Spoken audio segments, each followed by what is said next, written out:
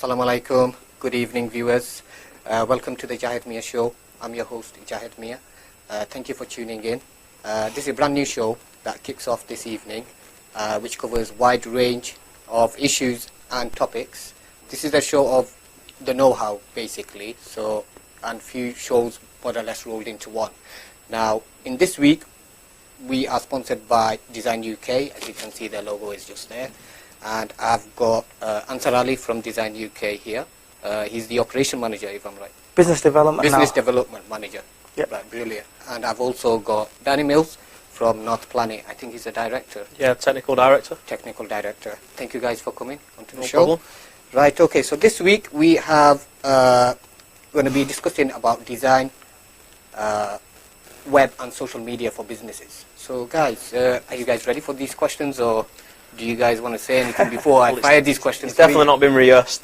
It's definitely not been rehearsed. It's quite nerve-wracking. But first of all, I'd like to just say thank you for having both of us, and congratulations on your new it's my first show, and I'm sorry I might be a bit nervous because it's quite new to me, but I've also did the sports show. But eventually it's Mohammed Nisa who's taken over the show for now, so you've got no reason to be nervous, trust me. You're a pro too. Yeah, us two clowns. Right, so Ansar, explain more about Design UK, your position, and how's it going there? Alright, okay.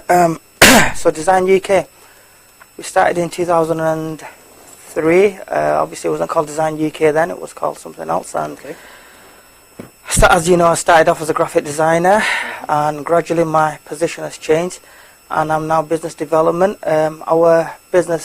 Our company Design UK started off as a design, print and web development company a very long time ago, and with time we've actually evolved to a total design, branding and marketing company. So what we specialise in is branding, design for print, graphic design, web development, and then the overall online marketing. Right, brilliant. Danny? Yeah, so I run a company called Northplanet. I've been running now just over 7 years. In fact, I think the 20th of Feb will be our 7th birthday. So it's a bit of achievement for me and my business partner Luke. As you said, I'm a technical director there. I've been probably building websites since the age of 13. Yes. Something that I did in my bedroom at home, and now I've moved into a large office in Oldham. Do quite a lot of digital marketing websites for the local community. I work with O2 as a consultant for them, and more or less we've found now that more people are recruiting internally, and they're wanting the training to pursue the business online. So they're coming to us for advice, they're coming to us for learning how to use these tools themselves and understand the results and analysing them and whatnot. Right, okay. I know you've got a partner in the business. Is he called Luke? Yeah, Luke. Do you want to give him a shout out? Is he watching? Hi Luke, if you're watching this. So yeah, Luke is my partner in crime. He looks after all the branding, so he makes the website look sexy, and I build the functionality behind it. That's how we work. Brilliant. Now Ansar, it's your platform as well. Give a shout out to your team. Team Design UK. There's too many to mention, so I won't mention each and every one of you. That's good. Right, okay guys. Yeah, but both of you are an award-winning companies. So Ansar first, I know you're an award-winning company. Explain more about it. How did it come across? I actually won my award about 11 years ago, to be honest. Wow. 12 years ago. 12 years ago. 2006. At that time, there wasn't many companies, especially Asians, because it was the Asian Business Leaders, Asian Business Associations Award, and there wasn't many people doing that kind of, didn't have that kind of an occupation or company, so it was obviously technology based, and I did win Technology Business of the Year and came runner-up as Young Entrepreneur of the Year. And ever since that, with the Oldham One Awards, that's used to be delivered by the Oldham Cron, I think it was. You know, obviously we're always in the final three as finalists, but you know, not yet won one, so you know, we're going in for one soon. Okay, brilliant, brilliant. Danny? Yeah, I've been entered into Oldham Business Awards a few times for Young Entrepreneur. Like Ansar said, I've become runner-up. I've also been nominated for Businessman of the Year for North West. Wow. That was a bit of an achievement. And obviously we won the prize fund from Norman Stoller for an app that we were developing at the time. Okay. So we received £20,000 in funding for that. Right. Yeah. Brilliant. So, viewers, do give us your comments. If you're in business and you need some technical advice or any design ideas or on how to approach certain things, I've got the business leaders in Oldham here right now in front of me. So, Not quite yet, but you know. If you're online right now, comment, share and like. But also, if you do watch it later on, you can still share. You know, it could be some useful for your friends, families, or even colleagues to know something quite good. So basically, these are the questions that I've got at the moment for you guys, and I think it's quite beneficial for the viewers, especially individuals who are starting a new business. It's a startup, they don't know what to do, how to approach certain things. Now, the question one is, for new and old businesses, why is design important, and whether it is for online or offline media? So that question for Ansar to answer, please. Okay. It's a startup business. He's having a think. I'm having a think. Okay. It's quite pressurized, this, you know. A bit creative mind. It is, yeah. It's quite easy to start up a brand, I feel. It's easy to get a logo designed and make it your brand, but it's a bit more difficult to make it a good brand, make it a standout brand. That's where the complexity comes in, and that's where people like myself and Danny and Luke at Northplanet come through as well. Right. What you need to think about is not just developing a logo, having your colour palette ready, you know, your your kind of look ready, but it's actually delivering it consistently throughout, and keeping that brand consistency working as long as possible for your company. I think. So basically, just to narrow it down, it's a continuity of your brand. So whatever you start off with, you want a vision that you're carrying it on. Rather than just changing it every line. You know. It is. It's believing in yourself first. Actually, to be honest, you have to be confident in your brand, and you have to make sure it's going to follow through. There's no problem with, you know, evolving your brand, none whatsoever. Just don't do it like Leeds United did just recently. Obviously, they're getting caned for doing that logo. You have to move with the times. We'll probably go into that later on. You know, us as DSGN UK, we've actually evolved with time. You know, since we started, it was just design and print primarily, and a bit of website. A bit of web, but I think at that time the web wasn't as prominent. You know more than anyone because you were working with us once upon a time. Once upon a time, I was, yes. And the web wasn't as much. I think web was just merging into the market. Businesses were trying to take it on, but I mean, like I said, I'm no professional brand designer, but looking at Luke's work, normally the way that he works is he'll establish brand guidelines, pretty much summarises how the brand should express itself, what fonts should be used, the colour palette, and once you've kind of got that document, then it's a starting point. Like Ansar was saying about your ethos of your company, it's not just a case of building a logo for the sake of it, it's almost what is that logo standing for, what are your core values in business, and what do you want to be perceived as. And I know from us, well, we've just rebranded ourselves and we've just had a brand new website.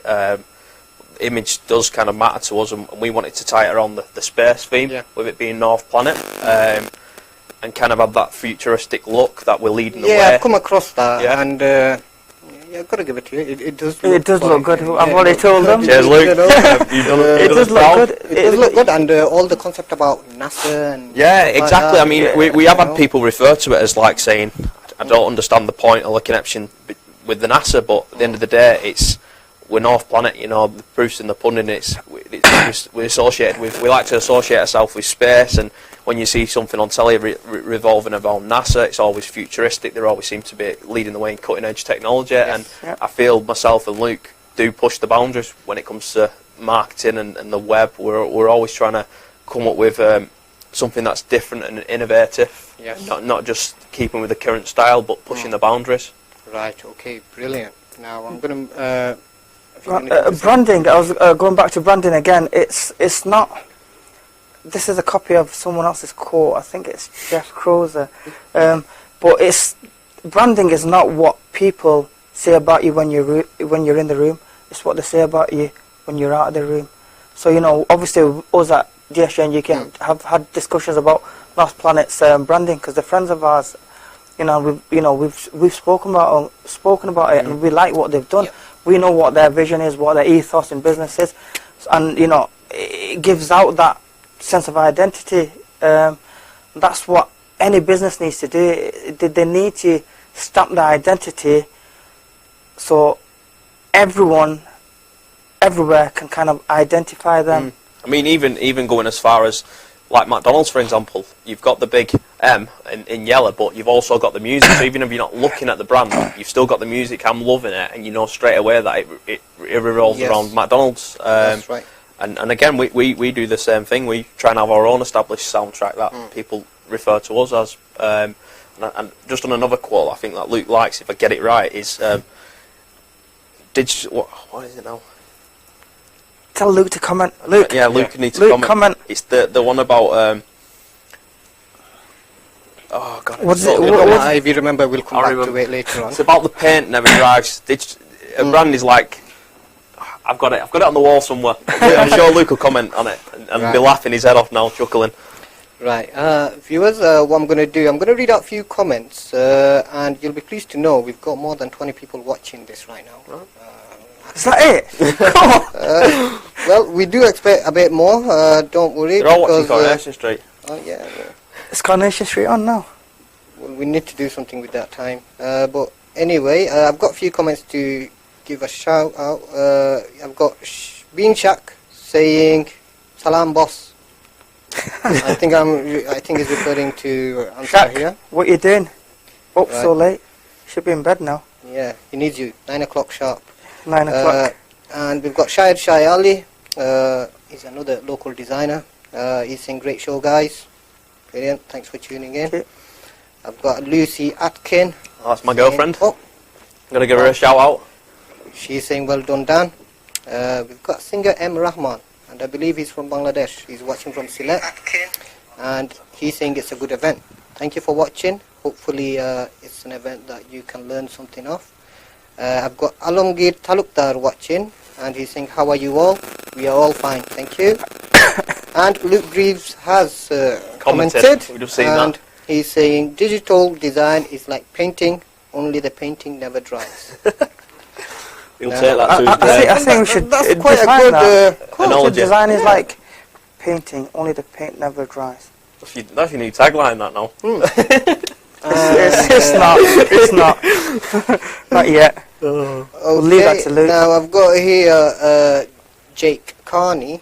That's our social media expert at Design UK. He's commented something, I don't know whether for me to say or not. What is that? Wajid Khan, salam to Ansar bro and team. Walaikum salam, bro. And I've got Mujahid Khan watching the show. He presents our Coffee with Khan show, which is another popular show on PBTV. Look at us all on the phones here. And I've got Dawn Torrington. Hi, Dawn. Hi, Dawn. Everyone knows Dawn here. Personally, I've not met Dawn. Have you not? I know a lot about Dawn in business, so which is good. I've got our CEO watching, M. Junaid Ahmed. He's watching with us right now. And yeah, there's plenty of people watching at the moment. Thank you to everyone who's watching. Please do like, share and comment. I'm going to go to my question number 2 to you guys, which is the best methods to approach an idea and how to get it off the ground. Now, I think this is similar to question number 1, but maybe it's more of a detailed question, so a detailed answer would be preferable. You want me to kick this one off? Go on, then. Danny, go ahead. This is probably something that I've kind of messed up with so many times, and probably it spans all the way back to college. I was always excited about doing the project, and I was never one for planning, and I thought, I'm just going to jump straight through to the execution of the project, get the website done, build it how I want, and I'd never plan. And that was one of the core modules that I needed to do to kind of pass the course. And Graham used to always say to me, the course tutor, Danny, you've got to plan. You can't just go straight to building a website and then expect everything to work. And with my luck, things did work. So it's not such a bad idea. But I used to always look at him and say, well, what's the point in planning? I know what I want. I know where I want to get to. But why do I need to plan for it? Because I used to hate writing. I used to hate sitting down and writing. But what I found in business more than anything is it's like almost steering a ship. If you don't have a physical location where you need to be, then how do you know if you're going in the right direction or not? And I've always thought with business that planning's a crucial part. It allows you to write your ideas down on paper, and even if you can't do everything in one day, you've got them ideas then to refer back to, and almost guide yourself down the path that you want to take. I think personally, what I've come across, because I do a few designs there and there, is a lot of people do have few planning in place already. I think a lot of people started doing business plans and stuff like that, beforehand. Obviously the younger generation, but it's quite difficult when it comes to the older generation where, they want to do business, but they've got a vision that, it can be sort of started without any planning. It's easy, you go to a bank, you get a loan out, but it doesn't work like that nowadays. You've got to have everything structured, and that's exactly what you say. Again, going back to the plan, people say, well, how can I plan for an idea that I've never done before, or how do I know what sales I'm going to get in, or how it's going to turn out? Well, sometimes you can do your market research and you can have a look at some other successful businesses out there, see what they're doing, and more than likely copy them, but just have your own style and your own approach to it. Like I said, I work at Mid Communications, and Danny Simpson is a guy who I look up to when it comes to business, because he's obviously built a £20 million empire. He's almost been there and done that. So when it comes to this advice, I always try and surround myself around knowledgeable people who've got the answer to it, and I don't make the same mistakes that they do. Okay, Ansar, do you have any comments on that? Yeah, I have actually quite a lot to say about this kind of topic, because I do talks at Oldham College, the Peter Jones Academy. I do talks at my ex-school and stuff like that, and careers advice and stuff like that. At schools and colleges, so I'm quite actually I am a bit passionate. I'm quite passionate about business development and startups and stuff. I have 2 points which are critical when starting a business. First one is, I might be wrong, but it's the way I see it. You need to be passionate about what you want to do as a business, because if you're passionate and you enjoy and you love what you do, you'll pursue it more. You pursue it more, and in a way, you won't be working. It's what you enjoy. You've known me long enough. It's been. It's almost like going to play school. It is. It's fun. You enjoy it. It's fun. You enjoy what you do, so you'll pursue it longer, and you won't give up. And you'll fight. You'll fight. But the fight is only worth fighting if there's a need for what you're providing. So you need to identify whether there is a need for what you want to do. Because if you're going to do something that everyone else is doing, you need to be different and better than your competition. So you need to have a niche. You need to have a USP. You need to be better than the next person. We've, at DSGNuk, we've, had loads of competition come through here and there, but we've carried on. We've carried on, grafting. Like you said, I think sometimes it's a case of not playing all your cards at once. You might have 1,000,001 ideas, but it's sometimes worth releasing them. One at a time. Slowly. You've not got to race the finish. No. I always say that. Obviously, guys. But sorry to interrupt. But what advice would you give to someone who's got an idea but he's also got another like 10 ideas. Which, I mean, how do you put a stop to that rather than just concentrate on one idea? It's crazy you say that. Because you've been long in the game, Yeah. and you've been 7 years now. So, I mean, definitely one for that. I'm always going off in a tangent trying to do something new, and until I met Luke, So Luke actually sat me down and said, "Look, Danny, we need to understand what we're here to do and stick to the game. You know, we it's all right, we can innovate, but we've got to have money and we've got to have bread and butter coming in first." So I just said to anyone, establish a business that's paying you your wages before you do anything. Start recruiting, start building that business up where you can get it to a place where you don't no longer need to work within the business and you can work on the outside of the business, and then you can use your time then to do other things. When you take your eye off the ball, everything comes tumbling down. It's like a load of plates spinning, and you don't want to ever be in that position. Yeah, exactly. You probably So, yourself, don't you? anyone out there who's struggling with an idea, I mean, you know, I've come across individuals who've come to me for certain projects, and then a week later they'll come back to me and say, "Oh, I want it like this now," and you know, "Oh, I scrapped that. I want another way." So if you've got a vision of something and it could be something quite worthy to have patience in, I think patience plays a key role. I'd say try it, fail and learn fast, you know, and repeat. I fail all the time, but as long as you learn from it, just say those words again to the viewers. Try it. If you fail, learn from it and move on.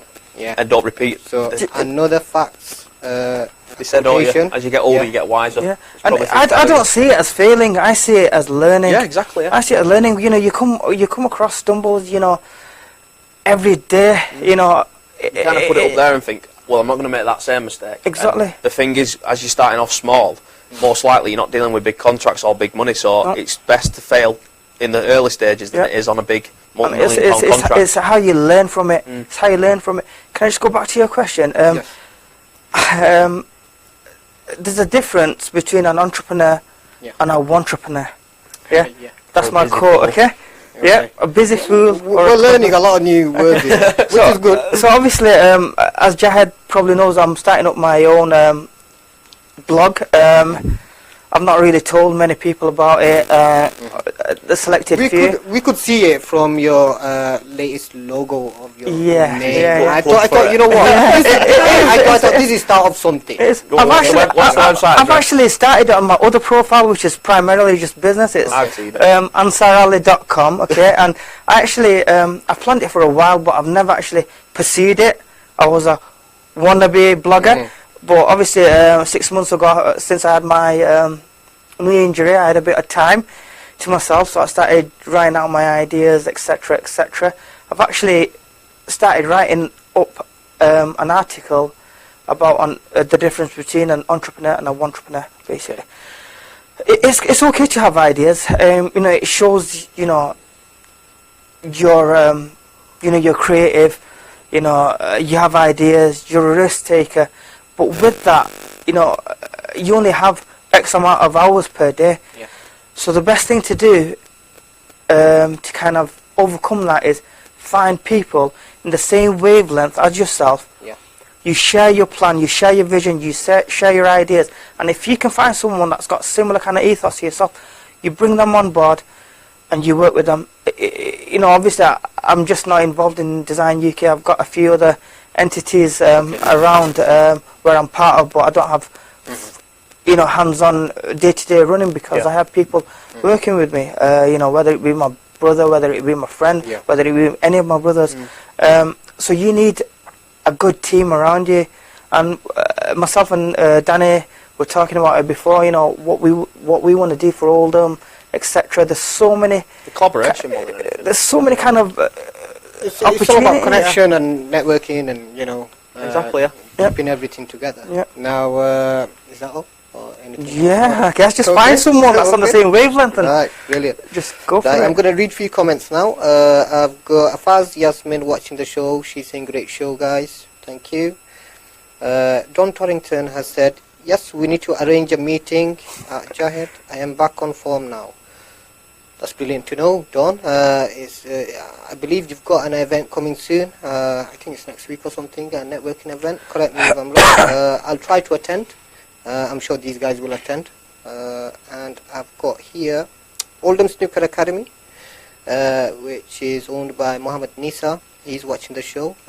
He presents the sports show program. He's saying great show. Thank you, Nisa. Jasmine Rahman is watching with us. She's saying a great show. And I'm quite impressed and quite happy to see that more than 20 people are actively watching this show.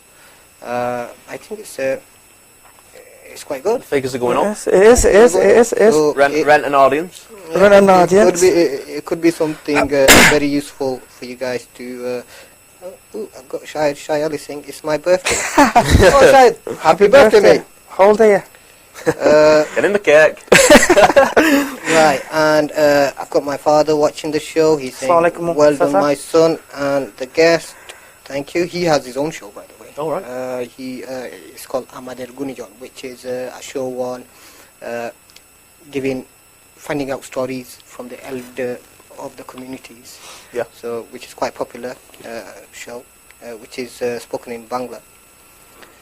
And yes, okay. Now, question number 3, guys. After question number 3, technical team, can we go on a break, please? Time management. Why is it important, and how structured should it be? Am I going? It's one of them, isn't it? Whoever's comfortable. For the way that me and Luke work is, obviously there's 2 of us. Mm-hmm. So as long as we both know what we're doing, yep. We're kind of on the same wavelength. But we do use a piece of software called GetFlow. And I think that when it comes to software, we tried so many different project management tools, and I think sometimes they overcomplicate it. You know, at the end of the day, you don't want your software to become a task in itself, where you're constantly having to change it or manage it. You just want to be able to put almost a to-do list. And sometimes we even use the notes, on the Apple devices, so we can share the different tasks with each other. But what we'll tend to do is, when we bring a new customer in, we'll give them an estimation of how long things are going to take us, and then we break the project down into sometimes sections. So like we'll have the technical side of it, we'll have the design side of it. So Luke can be working on the design side while I'm building the technical side, and we break it down into miniature little tasks. Because then by the time you're doing these tasks, you achieve them, you tick it off, it's a sign of you actually moving forward with it, so it's a bit of a win-win for yourself. Like I said, as long as you've got your tasks out of your head and they're not moving around in your head, and you put them on paper, I feel like you can focus a lot better. And with it being in a piece of software, you can always refer back to it at a later stage, just if people say, well, where we're up to with this. Okay. Now, it's the modern times. Everyone's too busy. Everyone's so active. Do you think people really have time to go through some sort of software, to go through it? I mean, what can it be implemented in a way where... We have a routine. So we generally come in at 8 o'clock in the morning, we'll have a brew, we'll have a little bit of a chat. Come 9 o'clock, we'll generally sit down, probably spend 15 to 20 minutes just talking about anything that's come in through yesterday, like on an email or a support ticket. We'll just then say, right, what are you on with today? What am I on with today? We'll break our day up into like bite-sized chunks. Okay.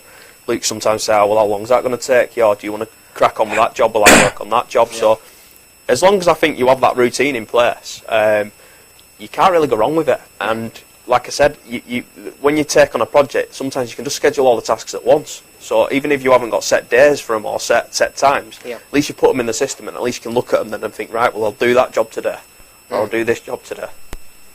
Right, okay. Ansar, do you want to say? Yeah, ours is very similar. It's a very similar process.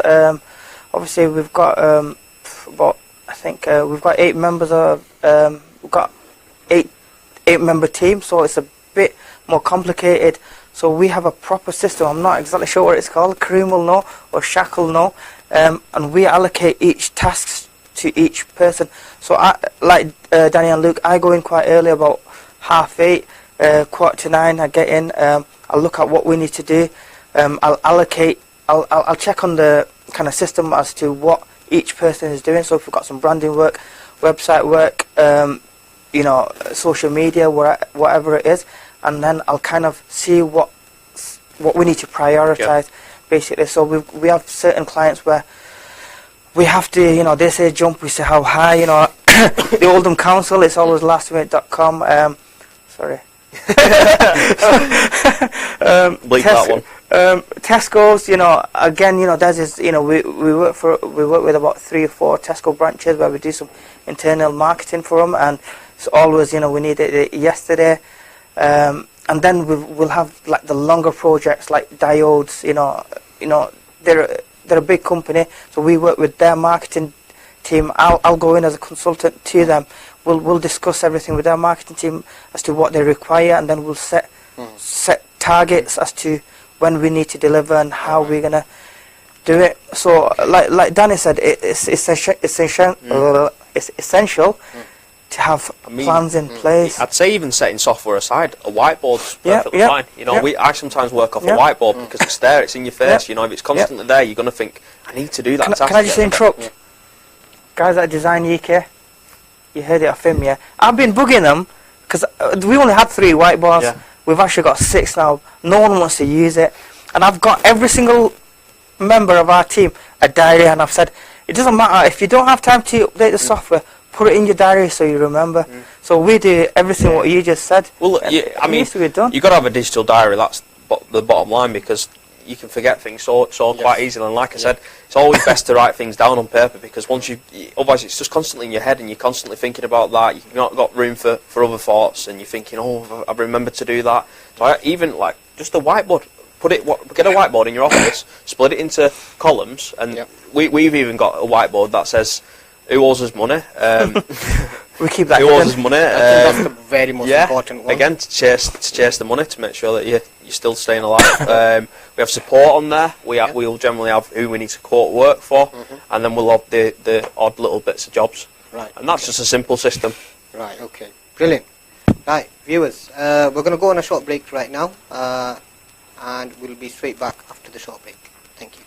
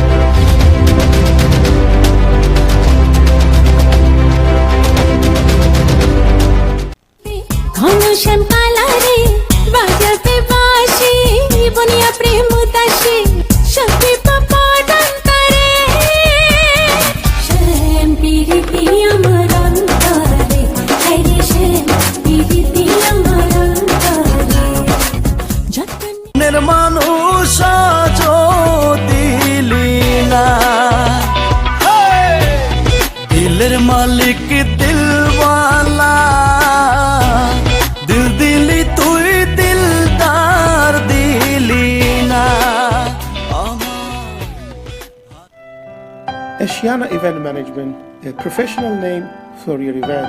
For Mehndi, wedding, birthday, or any other special occasion, take our service. Mone rakben, event apnar daitto amader. For more information, please contact 07415627409. Coming soon. Allsol Maj Bazar, UK biggest Maj Bazar now in Allsol, the Midlands. Get ready for your home shopping. Allsol Maj Bazar, 50 Mount Street, Allsol. Opening soon.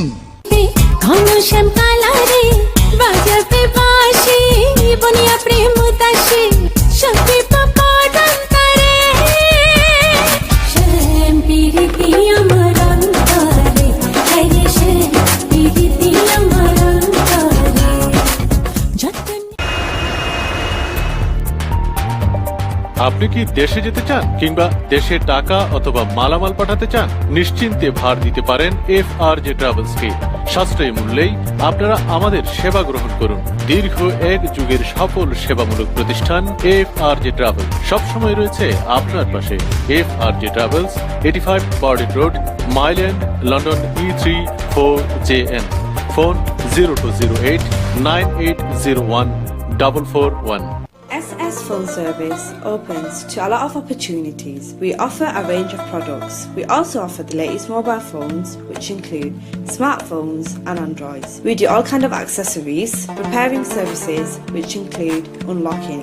There are also availabilities such as international FlexiLoad. Contact us today on 079 55 47 5707.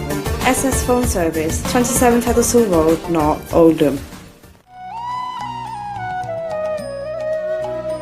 ওল্ডামে বেড়াতে এসেছেন কিন্তু দেশি খাবার না খেয়ে চলে যাবেন না? তাহলে ওল্ডাম সেন্ট্রাল মসজিদের পাশে উজানবাটিতে চলে আসুন। তৃপ্তিকর দেশীয় হালিম, চানা পেঁয়াজি, পোলাও, পায়াস ও সুস্বাদু মাছ খেয়েও যান, সাথে করে পরিবার জন্য নিয়েও যান। Ujanbati 90A Featherstone Road, Oldham, OL9 6BX। মানুষ দিলিনা দিলের মালিক দিলওয়ালা দিল দিলি তুই দিলদার দিলি না।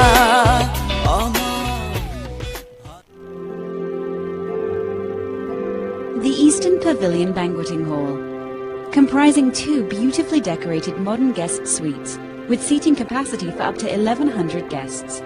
An ideal choice for engagements, weddings, mehndi parties, exhibitions and seminars.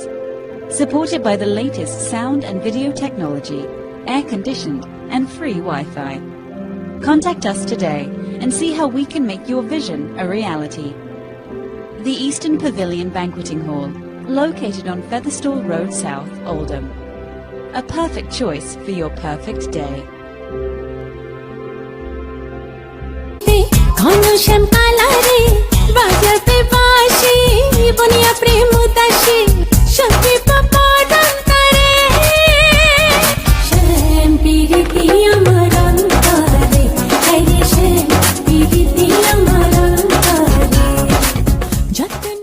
মানুষ দিলিনা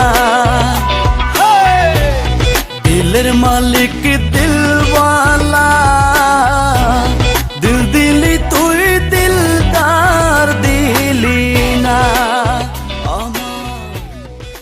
अगर आपका रोड ट्रैफिक एक्सीडेंट हुआ है, स्लिप या trip, industrial disease, medical negligence या काम पर हादसा, तो आज ही क्लेम 3000 से राब्ता करें। क्लेम 3000 पूरे मुल्क में कर्टसी कार्ड प्रोवाइड कर सकते हैं। मजीद मालूमात के लिए www.claim3000.co.uk विजिट करें या हमारे नंबर 03333553000 पर राब्ता करें।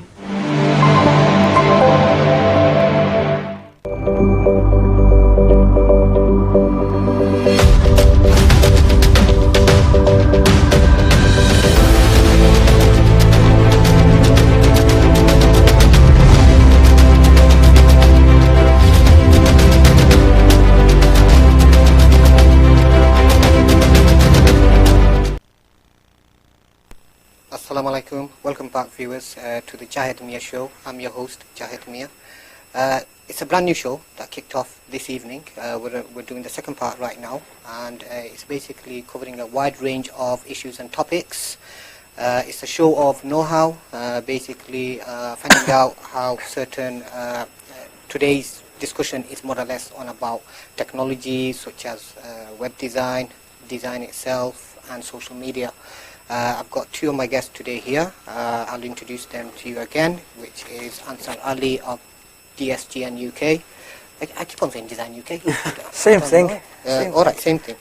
And I've got Danny Mills from Northplanet. Now, we've already discussed quite a few things already. If you basically, you'll have to watch it all again once it gets posted, so if you want to catch up. But we're on question number 4 right now. But before question number 4, I'm going to read out a few comments. You'll be pleased to know, guys, we're getting a lot of viewers watching the show. And Danny, well done. And Jahed Miah Ali, he's got a quite interesting question. Would you say education in design is worth pursuing, or would you prefer someone with more hands-on industry experience who may not have that further education in design? Now, Me or you? whoever suits. I mean, when we recruit anyone, I mean, myself, I've not come from school with good grades, you know, I've not got the best grades, but I know I can do the job. And I feel like people who come out of college these days, they're not industry ready. You know, sometimes they teach them old hat technologies and old skills that we don't no longer use in the industry. You know, I'd much prefer someone to go away, use websites like Udemy, YouTube, where you can pretty much learn anything you want on online these days. Yeah, and that's right.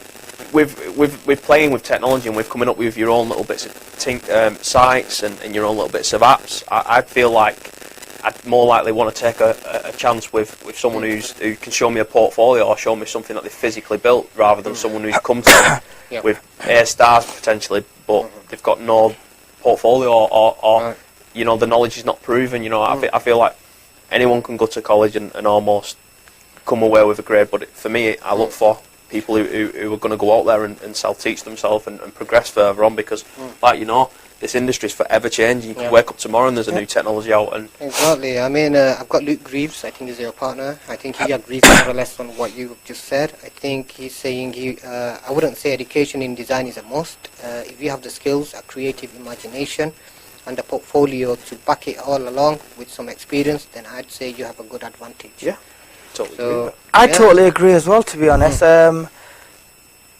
of all our team, I'm pretty sure I'm the only one with a degree, and I don't even do graphic design, or I don't do any graphic design anymore. Probably why. I don't do any development, I don't do any coding. Sure, What do you do? Obviously, I'm business development. I just You mean just drinking tea? And I pretend to talk. That's Right, the only thing I do. all I pretending. sit there and just you know, that's it basically. That's it, Well, right. anyway, going back to the question, I don't think so. I think skill sets, determination to succeed and to learn is a hell of a lot more important than a degree. Okay. You know, a piece of paper that tells you you've got a 2-1 or a 2-2, because that doesn't identify your talent. It doesn't identify what you're about. It's a piece of paper. No disrespect. Yeah, but do you think that is just for that industry? You know, that Potentially, I mean, I couldn't really say the same for a doctor. Like, you know, I don't think you could teach heart surgery on YouTube. I mean, you can have a crack at it, like, you know. Obviously, we're talking about branding and web development, and the question was in this industry. And you know, I think, you know, if you've got the creative skill sets and determination to learn. Obviously, I've known Danny for quite a long time, and you know, when he first started off, remember, you know, people at our office, like Jake, we employed him because, you know, no disrespect to you, Jake, we employed him because he was a good lad and he wanted to learn.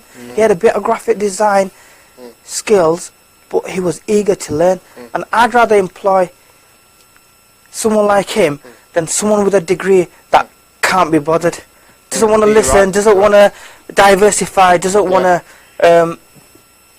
you know, work as a team, should I say. You know, I think this industry needs quite passionate people as well, creative as well. You probably laugh. I mean, my girlfriend watching this now, she'll probably laugh her head off. She'll sit and watch Netflix, and I'll sit and watch Udemy about someone talking code, you know. And that's kind of the difference, really, where you will pick them skill sets up, and where you'll outdo your competitors, because knowledge is power at the end of the day. I mean, even myself, you know, probably when I go home, I do quite long shifts for PBTV, but when I go home, you know, I'll be on the phone continuously. What am I looking at exactly? I'm trying to research. I'm trying to get new things. That's what I do. Because I believe, like, you've got to be more creative, come out with fresh ideas. So you need to look, research, find new content, what works and what doesn't.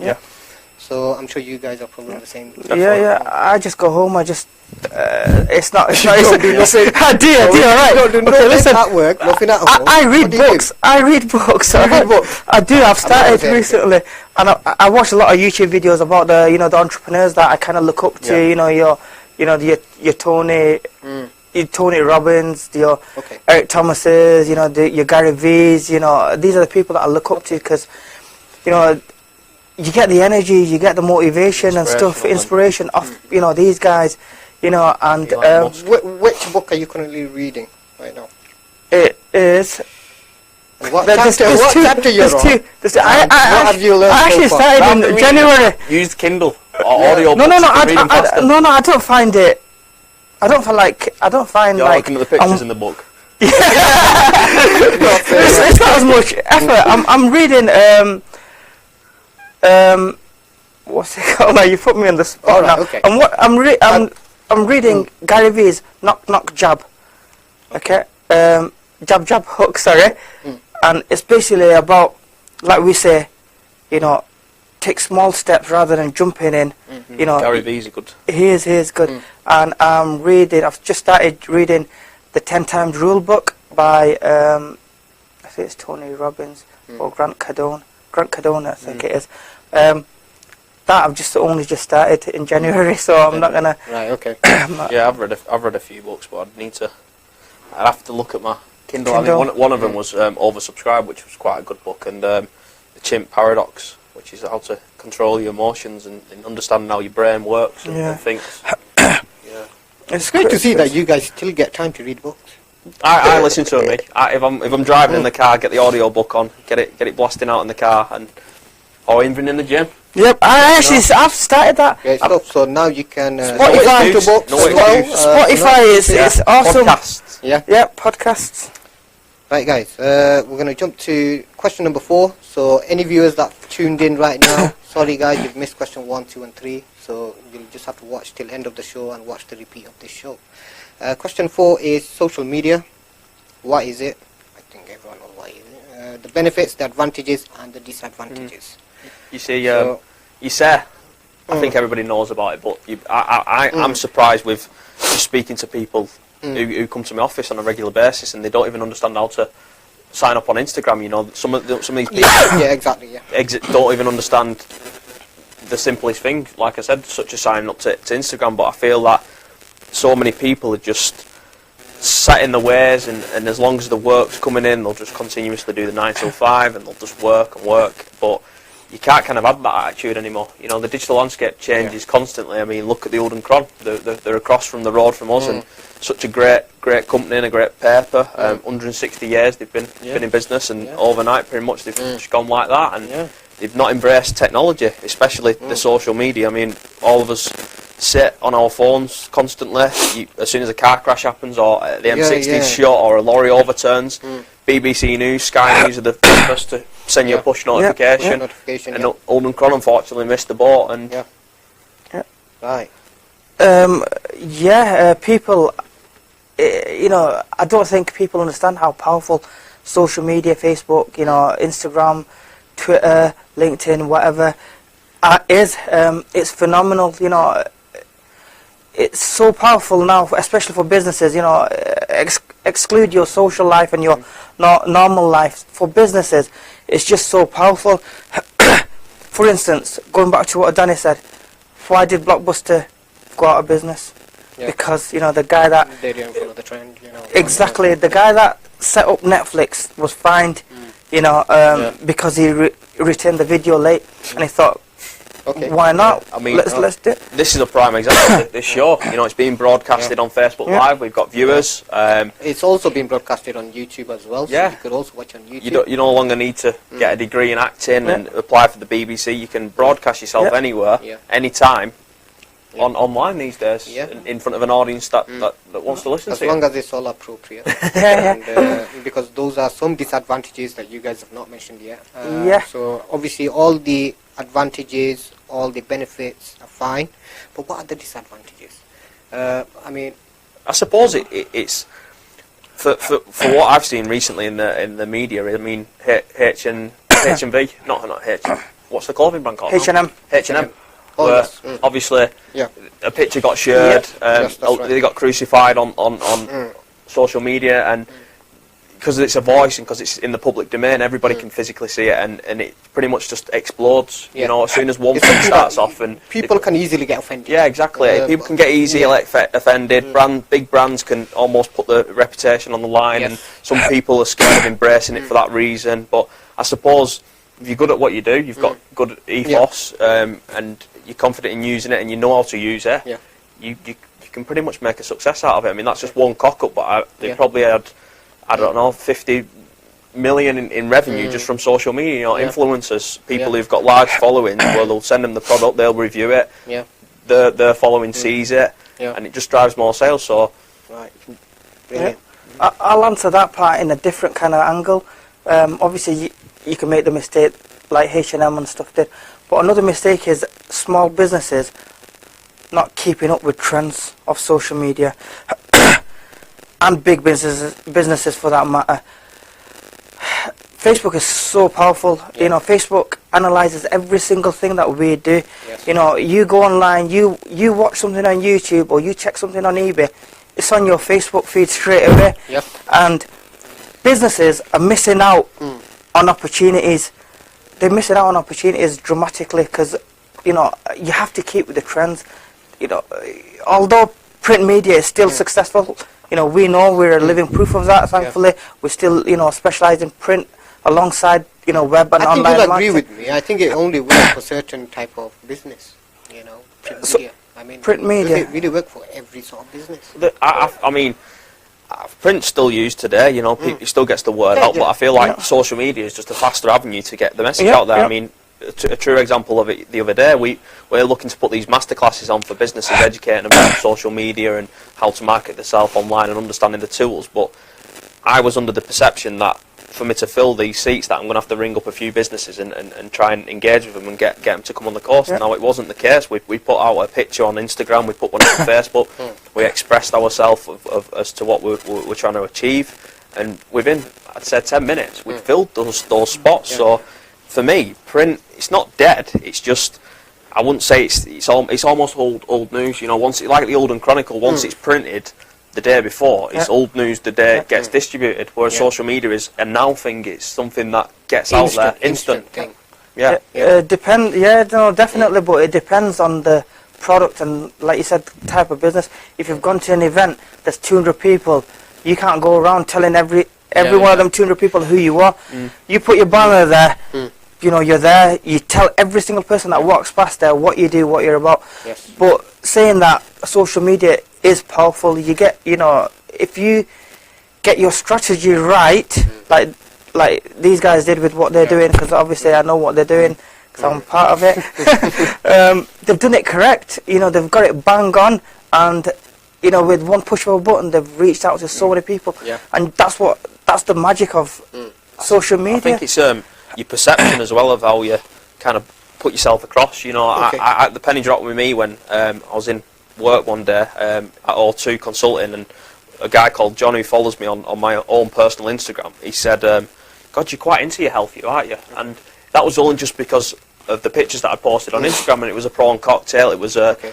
You guys don't know him, I've been to gym with Danny. You know, but I just thought, like, it just from what I posted on Facebook, on Instagram, straight away it presumed that I'm a healthy person. I mean, Yeah. I am a healthy person, but that perception has stuck with him, and that's what he perceives me as. Right. Okay. So, it comes back to your business, doesn't it? You can almost live a second life, some people tend to. No names mentioned. No names but- mentioned. Yeah. But it is true, you know, there's so many positives and there's so many negatives, but it's how you tackle it. I said that it's how you... the positives outweigh the negatives by far. you Yeah, know. by far. If But you're you not have to using get your social strategy media right. in this day and age, you come 5 more years, you're probably no longer going to be around. And you might think, oh, we don't know what to do, we don't know how to do it. But that's where people like us come in, you know.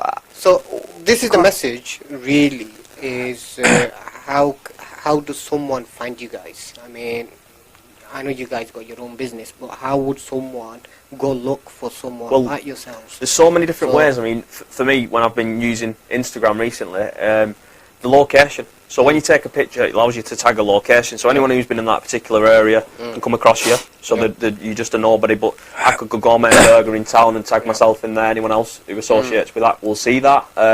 Hashtags is another way of doing it. You know, we can look at a picture, you pretty much summarise what it's about and use the hashtags to tag it. Some are more, popular than others.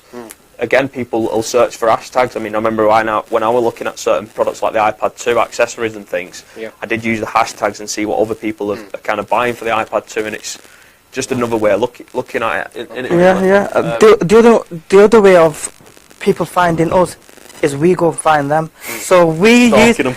not really, we let Facebook do it for us. So, you know, there's obviously, you know, Facebook ads, which is really powerful, but it's really important. And we, you know, social media marketing specialists, no names mentioned, Design UK and Northplanet, you know, we can take on projects like that, and we can pinpoint your client base, your audience, so we can analyze the movements of your target audience. Yes. So what they like, what they eat, like you said, he likes gourmet Burger King. So if we were going to do a sauce, you know, like a new peri-peri sauce, you know, we target You've already people. got your thingy then, stats and everything. Yeah, I mean, Yeah. The people think that the only advertising within Facebook is when you boost the post. Now, it's far from it. You know, in the back end, there's a thing called the audience builder, which allows you to build what's called lookalike audience. So if you've already got an existing customer base, you can import into Facebook. It'll look at what they like, analyse all of the hobbies and what they've actually liked, and then it'll try and find additional customers that may be interested in you. You know, and I always look back again at the Oldham, not the Oldham Cron, the Oldham College. You know, they used to advertise heavily in the Oldham Cron. Now, when I look back, how many 18 to 17-year-olds read the Oldham Cron? You know, you'd probably be better off putting a poster in the men's toilet in Nando's. You know, where we all spend our time. No. Save the money. You know, that's probably where print more or less comes into offline advertising. But like you said, you can drill down on the income of people. You can say whether they've been in Oldham recently, just by the Wi-Fi they've connected to. Facebook holds so much information about you, and it's unreal. It's scary, Facebook are the real big brother. Facebook are the real big brother. You know, they know where you've been, what you do, what you like. Seriously, we, for a job the other day, we're doing a website for a UPVC company, and they sell other things that go with your. They're redeveloping into a home improvement. So it's everything. So myself and my colleagues Shaq and Jake, we were analysing websites. We were analysing, you know, what's good and what's bad about certain websites, etc. All of a sudden on my Facebook, it's all garden sheds and seriously windows and everything. So I was exactly. I wasn't even. I wasn't signed into Facebook on my PC, but it's the cookies. They pick up the cookies, and they know what our interests are, you know. And it's powerful. It's just crazy. Things like we deploy certain tactics where if people have tried to buy something online and then they've put a pair of socks in the basket and then they've then got distracted by a little one and they've gone offline for a bit, then it's using the retargeting to say, well, if this person has not bought from us within 3 or 4 days, show them this 10% offer in Facebook, and that's called remarketing, and it's quite cost effective to do because actually they're already familiar with your brand, they've been on your website, and it might have just been down to the fact that they're looking after a little one, they've got distracted, and they've gone offline and they've totally forgot about it, and that's just a quick way to get that customer back online, and you could probably increase your cart abandon rate by about 40%. You know, so we've done it for a few various companies, and the amount of revenue additional it brings in just by deploying that little bit of a feature. It's true. Recently, we've just we've done an e-commerce site, and like Danny said, it's the same. We've kind of played the same tactics where you'll say, "Oh, you may like that." We do that. We do the same thing on our wedding invitation company, where it's just primarily an online thing. We have an office, obviously, within our office, but that's just marketed through social media, and it's just marketed online. And say if someone's selected something, we'll say, you know, we'll have the kind of things in place. I won't know the technical, you know, side of it. He might do. You may like this, or this may be suited to this person and stuff like that. I think it all straight away, like you said. Sorry, Danny. As soon as, like Danny said, it adds up another 40% to your online potential customer. Yeah, it all boils down really to understanding your customer at the end of the day. You know, if you can draft up a profile about who your customer actually is and why they buy your products, that'll give you a better insight as to how to advertise or find those people. You know, if you want to attract someone who's got a high income, who's maybe a business owner, you know, you're going to look at the stuffs like, are they liking the Range Rover? Did they go and play golf? You know, so you're going to target those sort of topics that where you'll most likely find and come across those people. So I always said to customers, at the end of the day, draw yourself up an ideal customer or the person that's actually buying from you. Understand what they do. Are they a mum? Are they a dad? Are they more male? Are they more female? At what age range are they? And once you can get that, that's when you can start getting clever then with your message, and you can. It's all about, I'd say, personalised marketing these days. You know, rather than just sending out some. I don't know. We're sending out mail shots. We're sending out mail shots. We might be sending it to an audience that's majority is male, and it's pointless us sending a bra and knickers to the males because they're not going to be interested, you know. So it's again understanding your audience and segmenting that data into Exactly.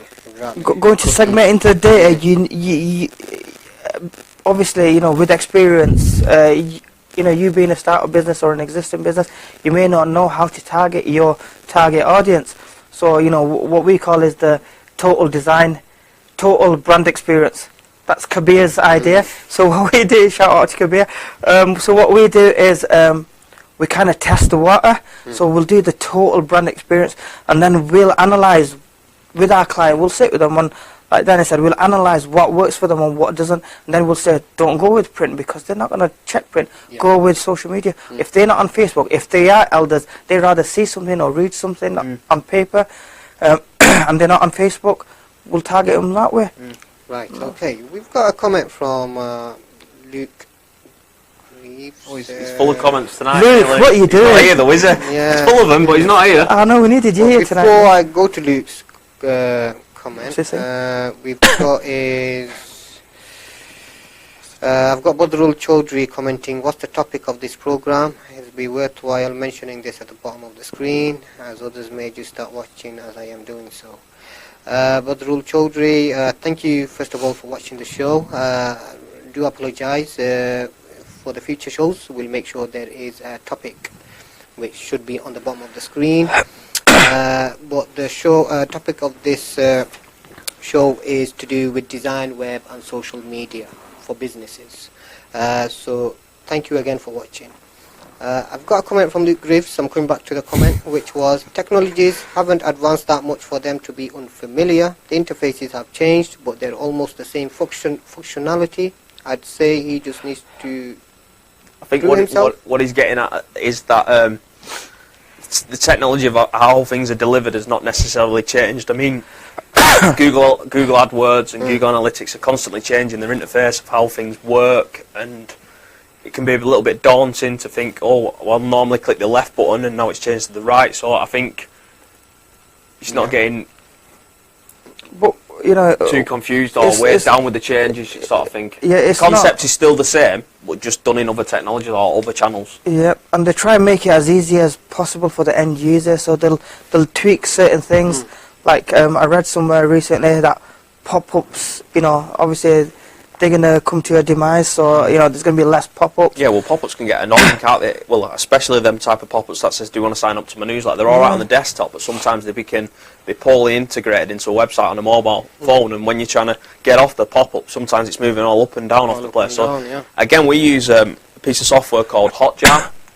What that does is that records what that person actually sees and how they navigate the website. Okay. So what we found with that in the past is that you might design a website with some of the top best sellers and some of the best categories that you feel are the best, but in actual fact, most people are scrolling down to the bottom and clicking on certain products there, and that's the only way that you can really gauge.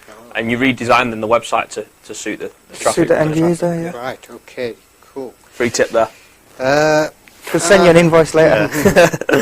Now, we've got Angur Mia watching. He's saying, excellent, Batiza Jahed, great show, proud of you. Thank you very much for watching, and thanks for your support. And got here, Jahed Miah Ali has said, I have a friend who I studied design with. Unfortunately, he's been out of the design industry for 5 years, and he feels he's too far behind newer and fresher designers. With more up-to-date knowledge of design and the technology, what advice would you give him to get back into designing? I'd say surround yourself with, like you've got Instagram, for example. Follow some of the big players. You know, see what they're doing, see the style of their work. Look at the brands around you. You know, see how they've changed from 10 years to now. So you can kind of grasp where the industry's kind of going, and just by researching on the web, you know, looking at Google, for example, they've gone a lot more cleaner and flat with the colours. That's how me and Luke kind of gauge it and look at it. I mean, Luke has his own unique style, as we both know. You most likely see a van or something he's designed, and just put it a mile away that Luke's designed it. It's just the way, the style that he does it in. But yeah, that would be my advice to that, really. Adam, shadow what he just, Danny just said. Look at what's happening. You know, sign up to design magazines, sign up to newsletters of people that inspire you. But then again, if you're creative enough, You can set your own style, can't you? you can set your own style. You Yeah, know, even up to now, you know, there's certain big brands that have never ever changed their style. They've changed what they're delivering because it's a new product, but the style will stay the same. They'll tweak certain things. You know, Tesco's they hardly ever change what they do. It's like most companies used to have gradient colours, and now they've gone a lot more flat with the colours. Yeah. You know, so it's not drastic changes, but it's just changing with the times. It's just changing the visual outcome. But if you're creative enough, you're never too far behind. It's simple. I've not done graphic design in years, but if you put me on Photoshop, CC, is it? Yeah, Creative Cloud. See that? I'm on it, you know. Right. I'll carry on. We've got the chairman of Probash Bangla TV commenting. He said, best of luck, Jahed. New generations need this kind of program. Probash Bangla always one step ahead, inshallah. Thank you, chairman, for your kind comments. And we need your support as well, pushing these shows on the platform. And we've got Shamsur Rahman saying, need tandoori chef. Tandoori chef? I think this is the wrong platform. I Tell think him you to need check Alamin Shinali supermarket. Ansar Ali, he's saying to go have a look at Sonali supermarket. I think they have a notice board. They do indeed. Tandoori chef. That's another good advice. Is that where the print comes in? It does it. Brilliant. Right, we're going to jump to our last two, but we've only got two more questions left. Question 5 was, best plan of action to take when to start your business, what should you do? I think that reverts back to 1 and 2 as well. So start off small, build it small. You know, if you've got a job, don't quit your job tomorrow unless you're passionate about it. You know, you can succeed, but start off small. You know, you don't have to do everything at once. Get a little bit of a sales funnel going, get some customers in, test the water a little bit. Do you guys offer consultation in the beginning? Yeah. Before taking any project, do you offer any? I always sit down with every single one of my customers and have a cup of coffee with them, because it's the only way to get to know each other. Yeah, we do the same. You know, we need to know what you're about before we can even take in anything. You'll probably know that you get 1,000,001 phone calls and they say, how much does a website cost? You know, how long's a piece of string? Exactly. There's so many different features and functions and pages, and you know, it's like walking into a car garage and saying, how much does a car cost? Yeah. There's about a million different cars, you know, in the showroom. You want a Lamborghini, or do you want a Porsche, or do you want a Nissan Micra? Yeah. Exactly. Going back to the question. Sorry. Repeat the question. Oh, the question was the best plan of action to take when you start your own business. What should you do? Like Danny said, take slow steps. You know, before we start running, we walk. Before we walk, we crawl. Okay, it's simple. You take baby steps, and eventually, you'll get there. You'll fall on the way. You get back up, and you try again. But it's no use walking something that you're not passionate about, or what you don't see yourself in 10 years doing. So you need to pursue what your passion is. You know, for instance, take yourself, Jahed, as an example. Now, I've known you for quite a while, and you've always been into media. You've always been into this online presence. And look, 10 years on, you're still doing it. And it's as simple as that. You know, you need to continue. Danny, obviously, the same with Danny. You need to continue pushing your limits. But if it does get on top of you, you know, you're gonna have to kind of know, or think about it, and accept that you may have to pull the plug. But there is support around. Yeah, you know what?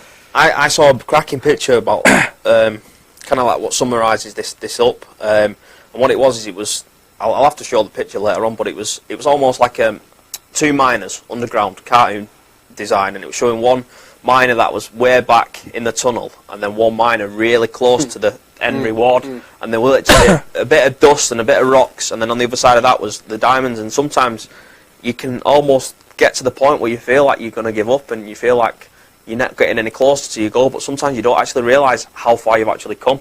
Yes. The amount of times when we're on our new website, we're building like a storyline to show where we've come from, and sometimes I think in my head, have I actually gone anywhere? Have I progressed in life? And just by looking back at that, then and it gives me a reminder. I think, wow, I've actually achieved quite a lot that I wouldn't achieve in a normal job, a normal 9-to-5 job. So it takes time, it takes a lot of persistence and a lot of late nights, and it's not going to come overnight like a million one-hit pony, unless you can come up with something like the next biggest app. But it takes time. Most entrepreneurs, Richard Branson, Elon Musk, they've all failed probably 2 or 3 times in life. I mean, failure to succeed. You know what they say. Yeah, they've carried on. That's what matters. They've even some stories where they've started from a small room.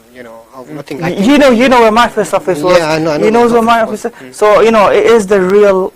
We're nowhere near as big as Apple or anyone like that. But I started off in a garage on my own. So did Apple, though. When you look back, Apple started the in a garage. Is still standing there. What a story! I mean, recently I think it was Jahed Khan who shared something. I think it was on Amazon. Yes, it was. Yeah. From his small office. Yeah. But he's now the richest man in the world. Yeah. Yeah, unbelievable. That. You have to. The one piece of advice is there's always people that will support you. Yeah. There's always people, whether it's your family or the social media. Going back to social media, it's powerful. There's so many groups. What's your group called? Digital marketing tips and tricks. Yep. So obviously they're always there. You'll remember that, are you? No, I won't. I think I'm a member on that. Yeah. But it's a very. I mean that group's just been purely created for the community to try and bring everybody together. To be honest, there are plenty of them. There's hundreds, and all you do is you put out a question, and there'll be hundreds of people that are there to help you. There'll be people like us. If you're based in Oldham, we're just based here on Featherstone Road. We're happy to advise you and give you that support. That's what we want to do, don't we? We want to get together with as many digital agencies and as many photographers, content writers, and Oldham's a great town at the end of the day, and there's been a lot of businesses that have started and failed due to just not advancements in technology or not understanding it correctly. We'd want to be at the forefront and educate these businesses in Oldham and give them that kind of like life back where they're not falling behind. You get this young up and coming breed of our generation that sometimes can crush these larger businesses just from using social media and stuff. And teamwork. Too many people go to Manchester for services when these services are on your doorstep. Yes, exactly. Right. Brilliant, guys. That answered the question 5. Now I'm going to read some comments. One is from again Lucy Atkin. You and Luke should be very proud of yourself because you both dedicated all your time and energy into your business, and your website has certainly reflected this. I've never met anyone with the same passionate attitude as you both have, and this is why you are succeeding. Well done, the pair of you. Bring out the tissue. Well done, guys. Well Thanks. done. Right, Badrul Chaudhry has commented, a great show, an inspiring one which certainly would encourage younger generations to follow the footsteps of successful business owners of Oldham and diversifying into new areas of work and not just going into the catering industry. No, but no disrespect to the catering industry. I mean, catering industry is still a very popular industry. It is. It's massive. Within our community, but I can see where Badrul is coming. It is massive for the British economy, but we do understand what Badrul Bhai is saying. Being British Asian, Bangladeshi, Pakistani, whatever, you need to move with the times. I think any industry, all you got to do is get the latest technology involved. Because I think in the catering industry, what I've noticed in the past few years, they're still lacking behind. I don't know, because you work with a lot of... How have you found? They do need to... Just eat affected them. You can complain about Just Eat all you want. A lot of... coming on to that Just Eat, just before you answer, coming on to Just Eat, what Danny just said. Just Eat really went in at a very crucial time and they really made the money. But now I'm getting a lot of people saying they really want to opt out of it because of the cost and stuff. Yeah, I get that every single day. Right? Okay, a lot of Indian restaurant owners and takeaways won't like me for saying this, but obviously, we have a family restaurant, we have a family takeaway elsewhere as well. And we understand, right to the core. Everyone complains about Just Eat, but if you ask them to leave Just Eat, they won't leave because at the end of the day, their digital platform is helping your business to succeed.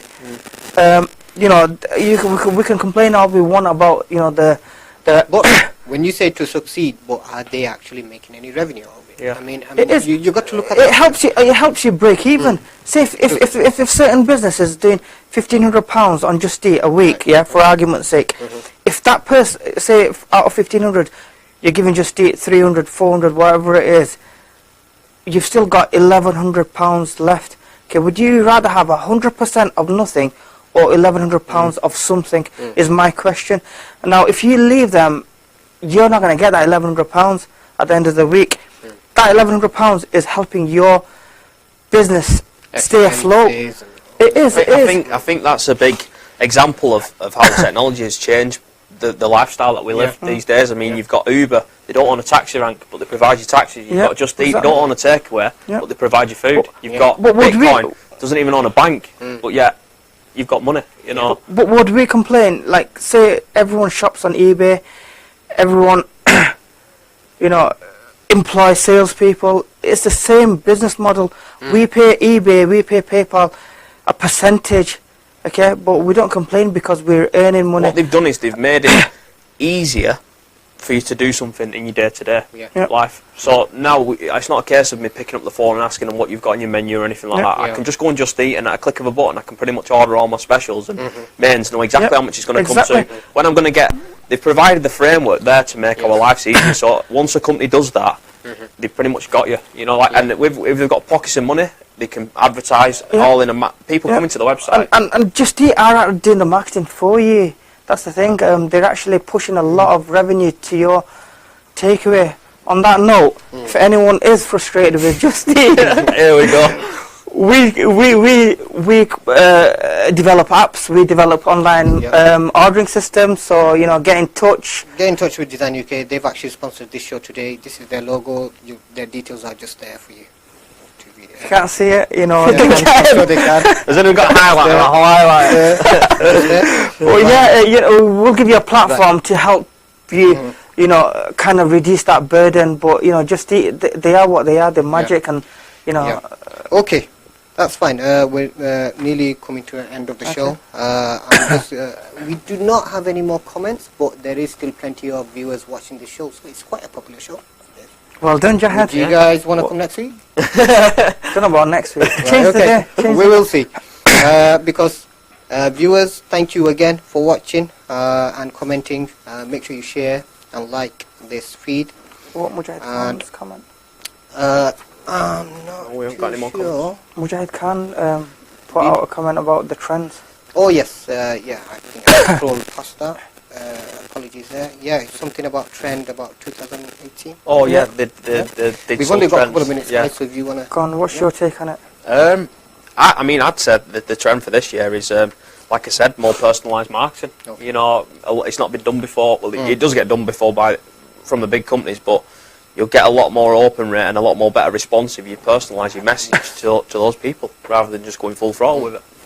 I totally agree. You need to...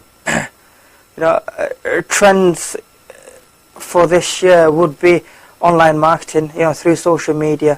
All the big companies are doing it because the smaller companies are taking their revenue. That's why they've jumped on the bandwagon. Another thing is, obviously, the VR is going to be magic this year. Yeah, I mean, video in a whole, people are scared of getting behind the camera, but to be honest, it's the best way to express yourself and get your message out there, in an easy way. It's sometimes when you talk about digital marketing like we have on the show today, to try and express that in a blog or in words, it's difficult, but to say it on camera, it's a lot more easy and a lot more faster. more easier, and when you have the right people with you as well to discuss about it, makes it even special. Are you trying to say something? Are we the right people? Yeah. Right, so, and last comment before we go, Badrul said, brothers would need some cough syrup. I would. I've actually got a really bad cough. My voice is drying up here a little bit. That's why I've got the water. Right, guys, any last few words, because we're going to go within a minute, so any anything you want to say? I'd just like to say thanks for people who've watched tonight, and I hope you've enjoyed it. If you've got any questions or anything, do join our digital marketing group on Facebook or drop us an email on Northplanet. Be more than happy to help. Yeah, likewise. You know, us at Design UK, DSGN UK, however you want to pronounce it, are happy to help. But if you are starting a new company, keep hustling, keep grafting, don't give up. Perseverance. That's Yeah. it. That's That's the one, it. innit? Right, viewers, we've come to the end of the show now. Thank you for watching this show, and for next week I'll cover something completely different. But if you got any suggestion, do inbox me, or you just go onto the Facebook page, which is facebook.com/wearepbtv, and send a message directly through there. And again, thanks to my guest Ansar Ali of DSGN UK and Danny Mills of Northplanet. Thank you for having us. Good night. Assalamu alaikum.